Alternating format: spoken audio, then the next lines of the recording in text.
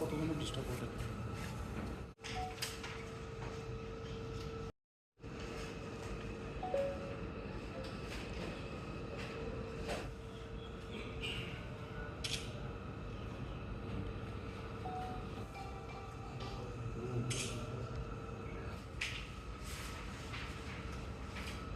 দেখুন, প্রথমত আমি বিরোধীরা গতকালকে নমিনেশন জমা দিয়েছি, আমি ওদেরকে অভিনন্দন জানাচ্ছি।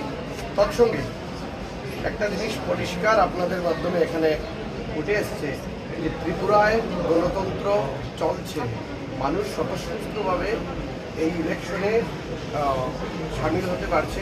বিরোধীরা যে নমিনেশন জমা দিতে পেরেছে তা এক প্রত্যক্ষ প্রমাণ। এরা বিরোধীদের স্বীকার করেছে আমরা নমিনেশন জমা দিয়েছি। গণতন্ত্রের আবহাওয়া চলছে ত্রিপুরায়, খুব সুন্দর শাসন ব্যবস্থা চলছে এবং তার উপরে আমাদের বিশ্বাস আছে আগামী দিনে মানুষ আমাদের এই পঞ্চায়েতে আশীর্বাদ করবে।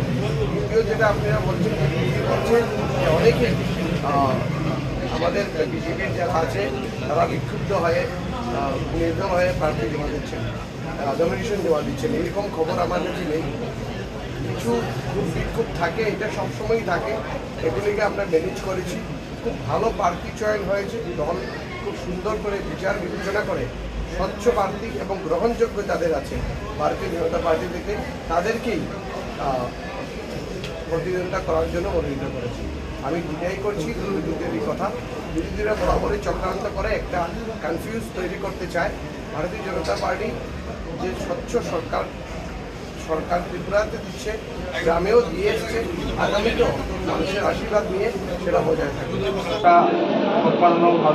আমাকে 12 নং জেলা পরিষদের আসন থেকে আমাকে মনোনয়ন দিয়েছে।